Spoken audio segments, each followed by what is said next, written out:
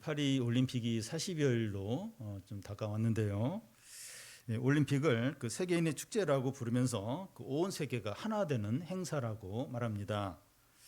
이런 국제 행사 중에 하나가 이제 월드컵인데, 이제 축구라는 스포츠 종목을 통해서 온 세계가 이제 하나가 된다고 이제 말합니다. 실제로 이제 올림픽이 열리는 기간이나 이제 월드컵이 열리는 나라에 가 보면 세계 나라에서 온 사람들이 함께 어울리면서 온 세계가 하나가 된 것처럼 보입니다. 그런데 실상은 다른데, 온 세계가 하나 되는 것이 아니라 각 나라별로 이제 나뉘어져 있고, 상업적인 이익을 챙기는데 온 관심이 다 가 있고, 이 사회적인 약자들은 그 행사 기간 동안에 이제 피해를 보고 있고, 특히 지금 프랑스 그 이제 올림픽 열리는데 하여튼 좀 이렇게 거기서 일하는 사람, 장사하는 사람들이 올림픽 때 이제 그렇게 못하게 되고 피해를 이제 많이 보고 있습니다. 그리고 많은 사람들이 성적인 방종에 이제 빠지게 됩니다. 이 스포츠든 음악이든 이제 많은 사람들이 모이면 하나님으로부터 더 멀어지는 것을 볼 수 있습니다. 위에서는 그 여호와의 날을 말하는데, 그 오늘 말씀에서는 이 하나님 아버지께서 모든 민족들을 다 모으라고 이제 말씀합니다. 이 전쟁을 위해서 무기를 가지고 다 모이라는 거예요. 여호와 하나님이 한 곳에 모인 그들을 다 심판을 하겠다는 겁니다. 그러면서 하나님의 남은 자들은 구원하고 회복을 시키겠다는 거예요. 이 반지의 제왕 같은 영화를 보면 그 성과 악으로 양쪽 군대로 나뉘어서 싸우는 것을 볼 수 있습니다. 오늘 말씀이 그 세계 3차 대전과 같은 이 세계 대전을 말씀하는 것처럼 보이시는데, 그렇지가 않고 이 복음이 선포될 때 사람들의 반응이 이제 둘로 이제 나뉜다는 겁니다. 이 복음이 선포될 때 그 어느 곳에서나 복음을 믿고 이제 전적으로 순종하는 사람들이 있는가 하면, 이 복음을 거부하고 전심으로 대적하는 사람들이 있습니다. 지금도 이제 그러한데요. 우리는 이제 복음에 이제 어떤 태도를 보이는가 한번 돌아봐야 됩니다. 지금도 이제 복음이 선포될 때 사람들이 막 나뉘어요. 나는 이제 이 복음에 대해서 어떤 태도를 보이는가, 여기 한번 돌아봐야 합니다. 당연히 이제 복음을 믿고 순종하는 것이 아닌가? 그렇지 않을 수 있다는 겁니다. 이 겉으로는 그런 것 같은데 마음이 세상에 향해 있을 수 있다는 겁니다. 이게 진짜예요. 이게 진짜. 이 마음이 어디에 향해 있느냐? 이게 이제 내가 진짜 복음에 이렇게 전적으로 순종하느냐, 아니면 복음을 이렇게 반대하느냐, 대적하느냐, 이 마음이 이제 어디가 있느냐 하는 게 중요합니다. 그래서 내 마음은 어디에 가 있는가? 진짜 이렇게 복음을 받아들이고 거기에 순종하는가, 아니면 이 복음을 밀어내고 있는가 돌아봐야 됩니다. 온 세상과 많은 사람들이 복음을 대적하고 소수의 사람들이 복음에 순종하고 있는데, 나는 어떤가? 오늘 말씀을 통해서 돌아보고 우리가 분명한 결단을 하고 주님께 전적으로 순종하는 성도들이 되시기를 바랍니다. 먼저 모든 민족에게 싸우러 나오라는 여호와의 명령입니다. 9절에서 그 12절 중간까지를 이제 한 절씩 교대로 듣겠습니다. 너희는 모든 민족에게 이렇게 널리 선포할지어다. 너희는 전쟁을 준비하고 용사를 격려하고 병사로 다 가까이 나와서 올라오게 할지어다.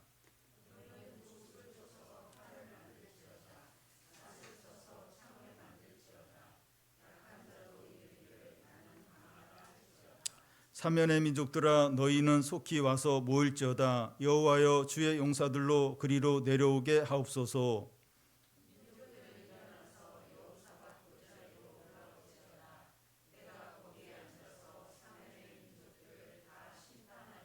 여기까지만.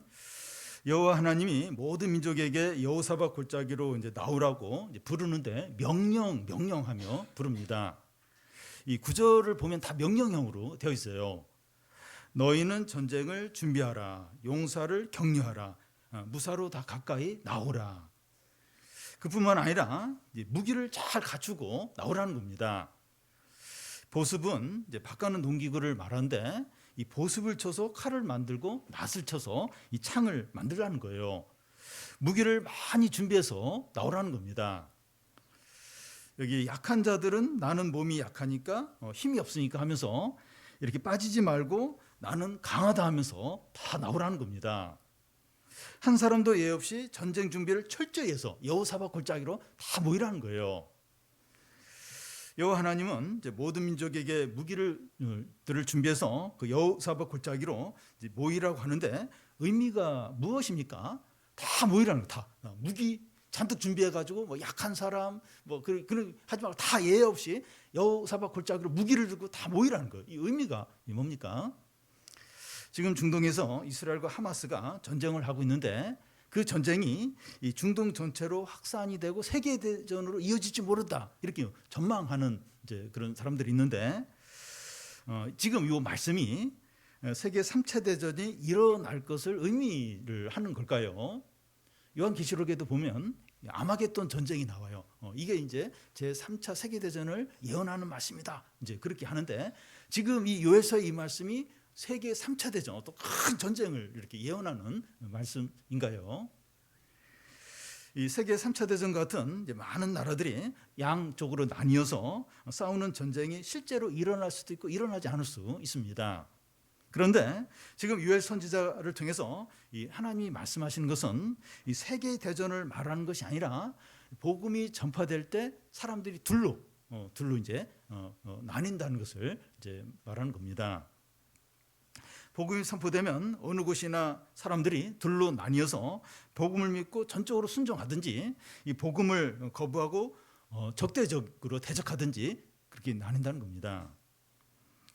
예수님이 세상에 오셔서 복음을 전할 때도 이 소수의 사람들은 복음을 믿고 기뻐하며 순종했지만 이 다수의 사람들은 거부하고 조롱하고 대적해서 예수님 십자가에 못 박았습니다. 이 사도행전에 또 보면 비슷한 일이 일어나는데 이 사도들이 복음을 전할 때 이방인들과 많은 사람들이 이 복음을 받아들이고 하나님께 나왔지만 유대인과 또 많은 사람들이 복음을 적대했어요. 적대하면서 이 사도들을 이렇게 핍박하는 것을 볼 수 있습니다. 이 복음이 선포될 때 중립이 없어요. 한 사람도 예 없이 모든 사람이 분명한 태도를 취해야 됩니다. 약한 자도 이르기를 나는 강하다 할지어다 하라는 겁니다. 나는 중병에 걸렸고 경제적으로 너무 어렵고 가정에 큰 어려움이 있고 너무 바빠가지고 뭐 복음에 어떤 관심을 가질 수 없다고 하면서 무슨 이 복음에 대한 어떤 태도를 취할 수 없다 이렇게 할 수 없다는 거예요. 이렇게 예외되는 사람이 없다는 겁니다. 나는 하나님에 대해서 대항할 생각도 없고 나는 그냥 내 인생을 살 거다. 뭐 복음에 대한 태도를 보여라. 뭐 이런 말 하지 말라. 그러면서 피할 수 없다는 거예요. 뭐 복음에 관심이 있든지 없든지 뭐 바쁘든지 어떻든지 모든 사람은 이 복음에 대해서 반드시 어떤 태도를 보여야 이제 한다는 겁니다. 예의 없이 모든 사람이 이제 복음에 대한 태도를 보여야 되는데 중립은 없다는 거예요. 중립은 있을 수 없다는 겁니다. 여러분, 이 복음이 선포되는 것은 하나님의 선전복음입니다. 십자가는 이제 최후의 통첩이에요. 항복하든지 적극적으로 대항하든지 둘 중에 이제 하나입니다. 하나님의 아들이 이 몸을 입고 고난을 당하고 십자가에 죽었습니다. 그러면서 이제 믿으면 이제 구원을 받는 거예요. 근데 안 믿으면 그 안 믿는 자체가 이제 그 사람이 이제 영원한 지옥에 가는 것이 이제 확정이 되는 겁니다. 그러니까 그리스도 십자가는 최후의 통첩이에요. 여기에 태도를 보여요. 모든 사람은 이 하나님의 선전포고에 싸울 건지 아니면 항복할 건지 둘 중에 하나의 태도를 반드시 보여야 됩니다. 예수님은 건축자에 버린 돌이었는데 나중에 건물의 기초가 되는 모퉁이 돌이 되셨습니다. 모든 사람들은 이 모퉁이 돌에 대해서 돌에 붙어서 함께 지어져 가든지 아니면 이 모퉁이 돌이 그 사람 위에 떨어져서 가루로 만들든지 둘 중에 이제 하나인 겁니다. 여러분, 이 하나님의 아들이 십자가에서 죽으셨다. 그리고 부활하셨다. 이거 자체는 엄청난. 이걸 다 알면서 이 죄인들을 위해서 이 하나님의 아들 이런 큰 엄청난 일을 행하고 이 예수를 믿으면 모든 죄가 용서가 되고 하나님의 자녀가 되고 영생을 얻게 된다.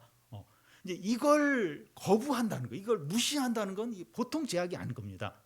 이거 마지막 통첩이죠, 마지막. 완전 선전포고인 겁니다. 그런데 그 오늘날 이제 신자들의 문제, 그 보통 이제 교인들, 믿는 사람들의 이제 문제가 뭔가 하면 양다리를 거치는 거예요. 이 중립적인 태도를 가지려고 하고 두 마음을 품는 것이 아닌가 생각이 됩니다. 임지 교육을 하면서 그 한국 교회사를 같이 살펴봤는데 일제 식민지 때 이제 한국 교회 목사들과 장로들과 교인들이 이렇게 처음에는 이제 신사참배를 안 하려고 했다가 결국은 일본 천황을 섬기는 신사참배에 이렇게 동참을 이제 하게 됩니다. 일부 이제 목사들과 교인들은 끝까지 이제 신사참배를 거부하다가 감옥에 갇히기도 하고 막 이렇게 많이 맞기도 하고 또 죽임을 당한 분들도 있습니다. 그런데 그 오늘날도 신사참배와 같은 우상숭배는 계속되고 있다고 생각이 됩니다. 그게 뭔가 하면 사람들이 이 돈, 이 물질을 섬기는 거예요. 그리고 어떤 안정을 누리고 어떤 세상의 쾌락과 재미에 마음을 많이 빼앗기고 있는 겁니다. 지금은 뭐 이렇게 신사참배하고 뭐 절에 가서 막 이렇게 절하지 않고 그러니까 나는 우상숭배 안 한다. 내 신앙은 괜찮다. 이렇게 생각할 수 있는데 근데 마음이 어떤 물질과 어떤 성공과 세상의 쾌락과 어떤 여기 이제 마음이 다 빼앗기는 거예요. 이게 이제 우상숭배하는 거죠. 지금도 여전히 사람들이 신사참배하면서 신사참배 안 한다고 우상숭배 안 한다고 그렇게 생각을 할 수가 이제 있는 겁니다. 우리 자신은 이제 모퉁이 돌 대신 예수 그리스도를 전적으로 믿고 견고하게 붙어 있는지 아니면 예수님을 거부하고 대적하다가 그 돌이 우리 위에 떨어져 가루가 이제 되는 건지 우리는 어느 쪽인지 생각을 해야 됩니다. 그런데 우리는 중립에 가까운 태도로 분명치 않은 태도로 신앙생활할 때가 많은 겁니다. 그러니까 아예 그냥 교회 안 다니다, 나 예수님 안 믿는다 이게 아니고 예수님 믿어요, 교회 나가요. 그러면서 어떤 중립적인 태도, 애매모호한 태도로 그렇게 신앙생활을 할 수가 이제 있는 겁니다. 마음이 다른 것에 다 빼앗겨 있을 때가 많은 거예요. 많은 겁니다. 우리는 이 복음에 대한 태도를 분명하게 해야 됩니다. 이 복음을 거부하고 싸우든지 아니면 믿고 순종하든지 우리가 그 예수님을 진정으로 믿고 사랑한다면 이 우상숭배를 버려야 돼요. 우상숭배 버려야 되고 우리의 마음과 영혼을 세상의 유혹과 재미로부터 지켜야 됩니다. 우리 보는 거 이걸 통제를 해야 돼. 통제해야 돼. 너무 많이 봐요. 보면서 마음을 많이 거기에 빼앗기는데 그 보는 거 거기 우리 마음 영혼을 지켜야 됩니다. 지켜야 되고 이 구체적으로 믿음의 삶을 살아야 됩니다. 우리 믿음이 이제 구체적인 삶으로 나타나야 그게 진짜 믿음인 거예요. 그런데 그렇지 않을 수 있습니다. 이렇게 그냥 믿는다고 하는데 삶은 전혀 이렇게 다르게 세상 방식 따라서 마음이 가는 대로 그러면 그건 참된 신앙이 아닌 겁니다. 그러니까 복음이 들린다는 건 선전포고예요. 그 예수 그리스도 모퉁이 돌에 붙어가지고 계속 지어져 가든지 의존적으로 그 말씀에 따라 살든지 아니면 그 돌이 우리 위에 떨어져서 그냥 가루로 되든지 그 돌과 충돌해서 둘 중에 하나는 이 최후의 통솔. 이 모퉁이 돌에 붙을래 아니면 이 돌하고 부딪혀서 그냥 무너질래. 이게 애매하게 그렇게 할 수가 없는 거예요. 애매하게 모호하게 이건 굉장히 위험한 거예요. 이 돌하고 부딪혀서 진짜 끝장날 수 있는 겁니다. 우리의 마음이 어디 있는지 우리의 마음이 내 신앙이 참된지 보려면 내 믿음이 구체적인 삶으로 이게 나타나는가. 핸드폰 보고 또 여러 가지 어떤 물질 사용하고 여러 유혹들에 대해서 내가 구체적으로 어떻게 하는가. 그게 이제 우리의 믿음을 보여주는 겁니다. 믿음을. 그래서 분명하게 이 돌에 모퉁이들을 다 붙어가지고 함께 지어져가고 계속해서 이렇게 성장하고 그렇게 하든지 아니면 이 돌하고 부딪혀서 가루가 되든지 분명한 태도를 취해야 됩니다. 다음은 이 모든 민족에 대한 하나님의 심판입니다. 12절 중간부터 그 16절 중간까지를 보면 12절 중간입니다. 한 절씩 교대로 읽겠습니다. 내가 거기에 앉아서 사면의 민족들을 다 심판하리로다.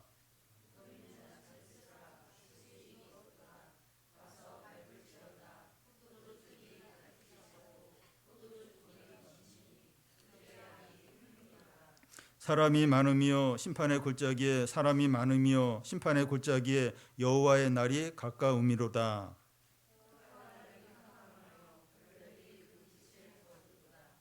여호와께서 시온에서 부르짖고 여호와 예루살렘에서 목소리를 내시리니 하늘과 땅이 진동하리로다. 예수께서 말씀하신 비유 중에 가라지와 곡식 비유가 있습니다. 농부가 밭에 씨를 뿌렸는데 밤중에 사단이 와서 씨를 더 이제 뿌리고 간 겁니다. 주인의 종이 밭을 보니까 곡식 말고 가라지가 자라는 게 보여요. 종은 주인에게 가라지가 있는데 뽑아 버릴까요? 이렇게 묻자 놔두라는 거예요. 가라지를 뽑으려고 하다가 곡식까지 뽑을 수 있으니까 이 가라지와 곡식이 분명하게 잘 구별될 때까지 추수 때까지 그냥 놔두라고 말합니다. 하나님이 그 세상 사람을 심판할 때 이와 같이 해요.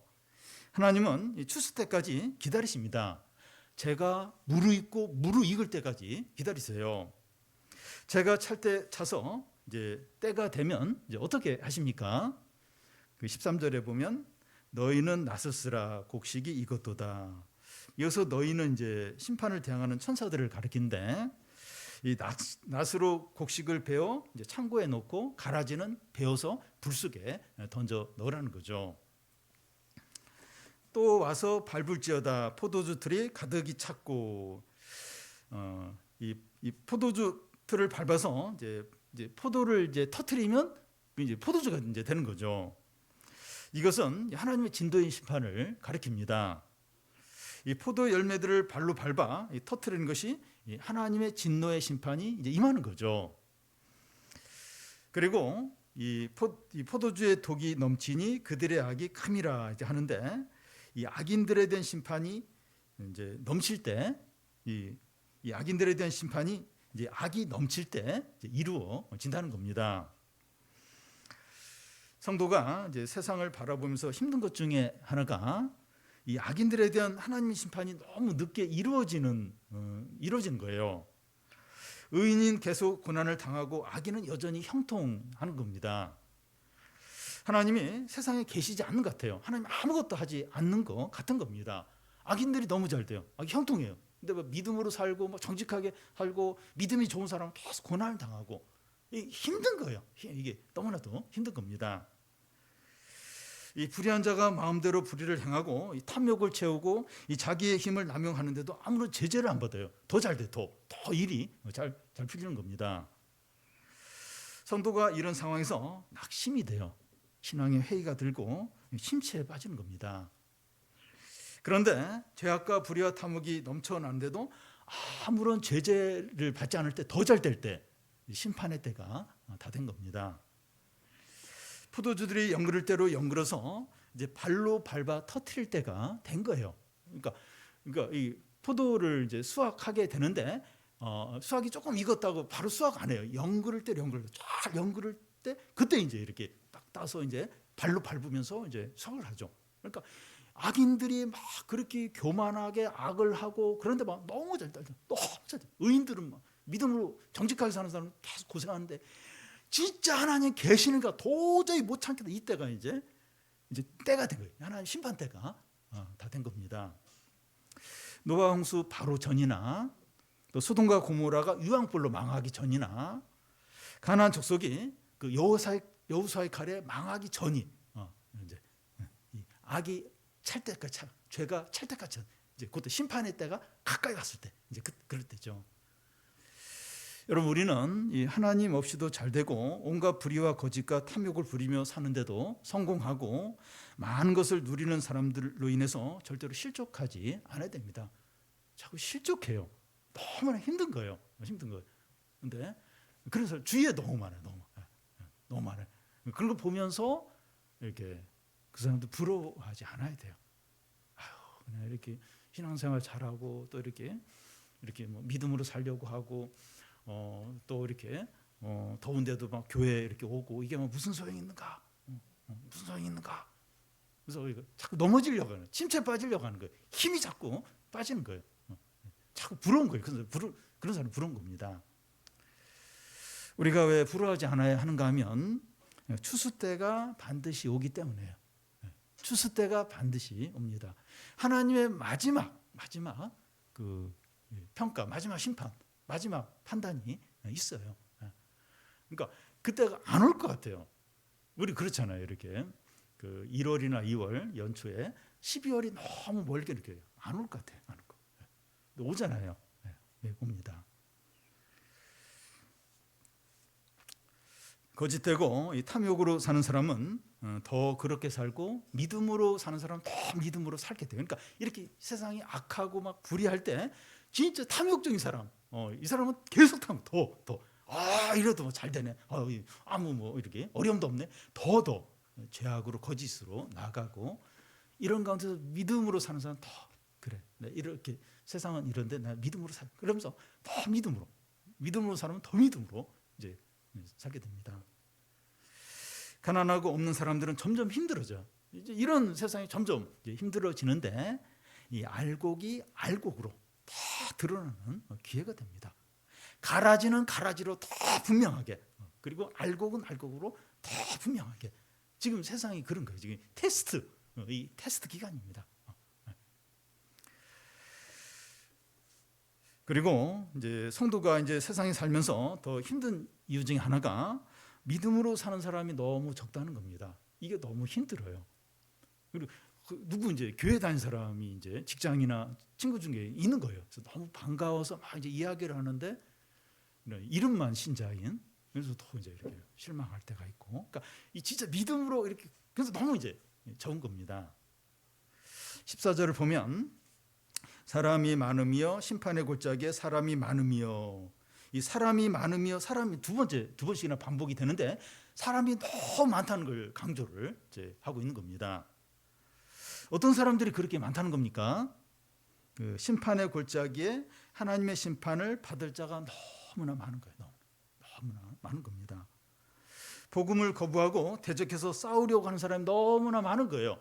믿음에 순종하고 말씀대로 살고, 이런 사람들이 많은 게 아니라 심판의 골짜기에 하나님을 대적해서 망할 사람들이 너무나 이제 많은 겁니다.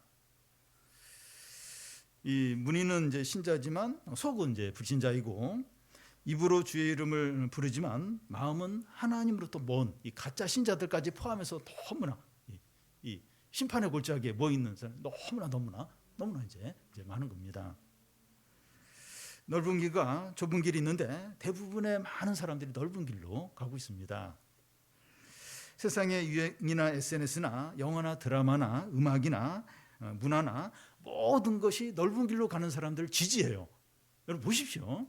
뭘 보더라도 이렇게 막 믿음을 더 이렇게 막 격려해주고, 하나님이 살아계시고, 그런 건 거의 없어요. 거의 없고, 이렇게 하나님 없이 막 욕심대로 살고, 외모를 쫓고, 돈을 쫓고, 쾌락을 쫓고, 막 정욕대로 살고, 자기의 어떤 그 마음껏 이렇게 이제 그걸 막 지지하고 옳다. 이 세상 문화가 다 그렇습니다. 다. 그러니까 넓은 길로 가는 사람들을 다 지지하고, 좁은 길로 가는 사람은 어리석고, 이 세상 문화가 이제 그렇게 하고 있습니다. 그런데 이제 소수파들은 자기들이 소수파이기 때문에 막연하고 불안해하고, 내가 잘못된 길로 가는 것은 아닌가, 이런 어떤 회의가 이제 자꾸 이제 들게 됩니다. 꼭 이렇게 별나게 믿어야 되나? 남들은 다 그렇게 하는데, 이러면서 이제 흔들리기가 이제 쉬운 겁니다. 나만 이렇게, 나만 이제 그렇게 하는 거죠. 이 소수파, 이 좁은 길로 가는 사람은 불안해요. 외롭습니다. 너무나도 외로워요. 근데 중요한 것은 이 다수파라고 해서 다 옳고 안전한 게 아니라는 겁니다. 여러분 골룸벨을 울려라 할 때 이렇게 무슨 문제 내고 이렇게 사람이 나뉘잖아요. 이 많은 쪽으로 가면 좀 더 안전한 것 같아요. 몇 명 가면 그쪽은 틀린 것 같고, 근데 이게 많은 쪽이 꼭 안전한 건 아니에요. 넓은 길로 많은 사람들이 가지만 그 길의 마지막은 멸망이라고 분명하게 말합니다. 그래서 중요한 것은 내가 다수파냐 소수파냐 어디에 속했느냐 하는 것이 아니라 눈에 보이는 것을 붙드느냐 진리를 붙드느냐 하나님이 함께하느냐 함께하지 않느냐 이게 결정적으로 중요한 거죠. 나 혼자라도 진리를 붙들고 하나님이 함께하시면 가장 안전해요. 가장 복됩니다. 이게 시험. 소수파 너무 적어요. 근데 이게 진리와 함께하고 하나님이 함께한 이게 제일 안전해. 가장 복된 거. 이게 숫자가 중요해요. 숫자가 중요해요. 이 하나님의 구원은 사람 숫자에 달려있어요. 많다고 해서 안전하고 복받고 그렇지가 않아요. 진리가 어느 쪽에 있느냐, 하나님이 누가 함께하느냐 이게 결정적으로 중요합니다. 우리가 자주 모여서 예배하고 기도하는 게 너무나 필요해요. 왜냐하면 이 소수파기 때문에 좁은 길을 가기 때문에 우리도 자꾸 약해지는 거예요. 마음이 약해진 거예요. 마음을 자꾸 빼앗기는 거예요. 그래서 우리가 같이 모여서 예배 드리고 기도하면서 위로를 받죠. 확신을 갖고 다시 용기를 얻게 되는 거죠.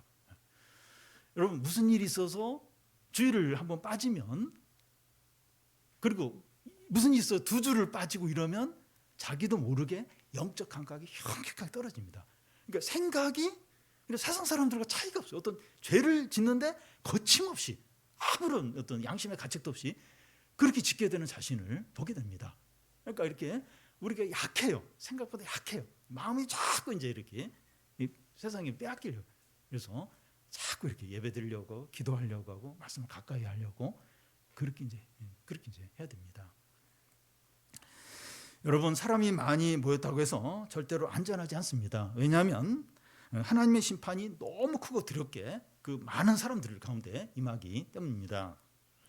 16절을 우리 같이 한번 읽겠습니다. 여호와께서 시온에 부르짖고 예루살렘에서 목소리를 내시리니 하늘과 땅이 진동하리로다. 여기까지만. 여기서 여호와가 부르짖고 하는데 이 부르짖고 하는 말이 이 사자가 사냥감을 쫓다가 잡은 후에 앞발로 사냥감의 목을 누르고 크게 포효를 하는 것을 가리킵니다. 이 부르짖음이 얼마나 크고 두려운가 하면 하늘과 땅이 진동을 하는 겁니다. 여호사밧 골짜기에 모인 만국 백성들이 수도 많고 온갖 전쟁 무기를 다 갖고 여리 없이 다 모였는데 그들 모두가 사자 앞에 잡힌 사냥감 같다는 겁니다. 피할 길이 없어요. 예외가 없어요.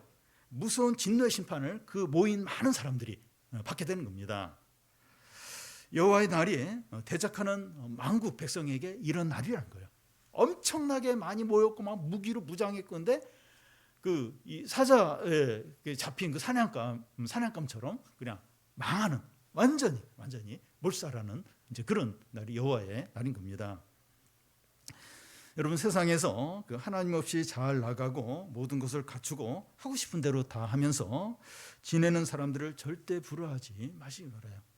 사실 부러워요. 나도 하고 싶은데 그렇게 하고 싶은데 부러운 생각이 들어요. 부러워하지 않아야 됩니다. 가라지예요. 가라지. 알곡이 아니라 가라지입니다. 그 본질은 가라지예요. 지금 굉장히 잘 나가고 멋있고 막 돈도 많고 유명하고 그 본질은 가라지. 알곡이 아니라 가라지고 죄가 같은 포도 열매가 연글대로 연글어서 짓밟힐 직전에 있는 겁니다. 여러분 본질을 보십시오. 본질을 그렇게 화려하고 아름답고인데 얼마나 많은 죄를 짓고 있고 얼마나 불의가 많고 거짓되고 그런 그 본질은 그런 거예요. 그러니까 지금 굉장히 잘 나가는데 그 포도가 연글대로 연글어서 막 이제 짓밟히는 어떤 그 심판의 그 바로 직전에 놓여 이제 있는 겁니다. 하나님의 때가 될 때 철저하고 무서운 심판을 받게 됩니다. 그래서 본질을 보니 실상을 봐요. 실상을. 근데 우리는 너무 이 잠언에 보면 그 어떤 남자가 이제 이렇게 음녀라고 해야 될까요? 이렇게 거기 따라가는 거예요. 그 남편이 지금 멀리 가서 돌아오려면 보름이 있고 또 막 이불이 뭐 이렇게 무슨 향기 나는 이불에 그래서 우리 집에 오라고. 근데 남자가 이렇게 끌려가요. 그 유혹에 넘어갑니다. 창밖에서 창에서 그 지혜자가 보면서 도살장에 끌려가는 짐승 같다. 근데 본인은 이제 너무 뭐 이렇게 좋아하면서, 그러니까 이 눈에 보이는 그게 그런 거예요. 눈에 보면 너무 화려하고 대단해 보이지만 곧 심판을 당할, 진노의 심판을 당하고, 그리고 갈아지고 그 무서운 무섭게 멸망할 그런 존재인 거죠. 부러워하지 말고 따라가지 말고 마음을 빼앗기지 않아야 됩니다. 롯의 아내처럼 세상과 함께 망할 수 있어요. 우리의 마음과 시간을 주로 어디에 쏟고 있느냐, 거기에 우리의 소속입니다. 우리의 결국 소속은 우리의 마음과 시간과 물질을 어디에 쏟고 있는가, 결국 거기에 우리의 소속이 되는 겁니다. 이제 우리 돌아봐야 돼요. 우리 부러워하고 따라가고, 얼마나 많은 사람들이 이렇게 사이비 저기 속이는 거 있죠. 거기에만 넘어가서 돈 날리고, 그러니까 그 욕심을 내면 다 넘어가게 됐습니다. 이렇게 하면 뭐 100%, 200% 이제 주겠다고. 사람들이 왜 그렇게 넘어가는지, 공짜를 바라고, 그래서 딱 그 미끼 던지면 거의 넘어가는 겁니다. 그러니까 아예 그런데 마음을 두지 말고, 욕심 내지 말고, 그래야 되지. 조금만 이제 한눈 팔면 다 넘어가는 겁니다. 우리의 마음과 시간을 어디 두느냐, 그게 결국 우리 소속이에요. 그리고 그것과 함께 운명을 같이 하게 됩니다. 잘 정신을 우리가 믿음으로 바짝 차려야 되는데요. 마지막으로 하나님의 백성의 구원과 이제 회복과 축복입니다. 16절 중간부터 17절 중간까지 보면, 그러나 여호와께서 그의 백성의 피난처 이스라엘 자손의 산성이 되시리로다. 그런즉 너희가 나는 내 성산 시온에 사는 너희 하나님 여호와인 줄 알 것이라. 17절에 그런즉 하는데 그때로 보는 것이 좋습니다. 그때 너희가 나는 내 성산 시온에 거하는 너희 하나님 여호와인 줄 알 것이다 이제 하는데요. 이 만국 백성이 심판받는 가운데 이제 하나님 백성이 이제 구원을 받게 되는데, 나를 너희 하나님 여호와인 줄 알게 된다는 겁니다. 그러니까 만국 백성이 심판받을 때 하나님 백성이 구원을 동시에 받게 돼요. 그럴 때 나를 여호와 하나님인 줄 알게 된다. 이제 그렇게 합니다. 유다 백성들은 이전부터 여호와 하나님을 알고 있었습니다. 그런데 여호와의 날에 내가 너희 하나님 여호와인 줄 알 것이다 이렇게 하는데, 그러면 이전에 하나님을 안 것은 무엇이고 여호와의 날에 하나님을 아는 것은 또 뭐 어떤 차이가 있느냐 이제 하는 거죠. 그동안 여호와를 아는 것은 불안정하고 부분적이었다는 겁니다. 그런데 마지막 날에 여호와 하나님을 알게 되는 것은 완전히 아는 것이고, 그들의 신앙이 이제 완성되는 것을 가리킵니다. 오늘 우리들이 이제 예수님을 알고 하나님을 아는 것도 불완전하고 또 부분적이라고 할 수 있습니다. 그런데 주님이 재림하실 때는 우리의 믿음이 온전한 믿음이 되고, 이 하나님과 그리스도에 대해서 온전하게 알게 된다는 거예요. 그때가 되면 우리가 하나님과 예수 그리스도를 직접 눈으로 볼 수 있고, 그때 우리가 마지막 날 주님이 재림하시고, 그때는 하나님과 예수 그리스도를 직접 눈으로 보게 됩니다. 그러면서 영원히 살게 되는 거예요. 우리의 성화가 급격히 이루어져요. 그러니까 우리가 이렇게 세상에서 신앙생활할 때는 변하긴 변하는데 굉장히 더딥니다. 근데 마지막 날 주님이 오실 때, 다시 오셨을 때는 우리 성화가 급격하게 되고, 우리의 몸도 급격하게 변해서 그리스도의 영광의 몸을 갖게 됩니다. 요한계시록 21장에 이제 나오는 것처럼 더 이상 눈물을 흘리지 않고 애통함이 없고 죽음이 없어요. 이제 그런 온전한 상태로 살게 되는 것이고, 이 고린도후서 5장에 나오는 대로 이 땅에 속한 집이 아니라 하늘에 속한 집, 그리고 사람의 손으로 지은 집이 아니라 하나님의 손으로 지은 집, 우리 육체를 가리키는데, 이제 그런 몸, 그런 육체를 가지고 영원히 살게 되는 겁니다. 이런 소망과 믿음 가운데 사는 자가 이제 그리스도입니다. 또 여호와의 날에 하나님 백성에게 어떤 축복이 주어집니까? 18절 19절인데 한 절씩 교독하겠습니다. 그 날에 산들이 단포도주를 떨어뜨릴 것이며 작은 산들이 젖을 흘릴 것이며 유다 모든 시내가 물을 흘릴 것이며 여호와의 성전에서 샘이 흘러나와서 시딘 골짜기에 대리라.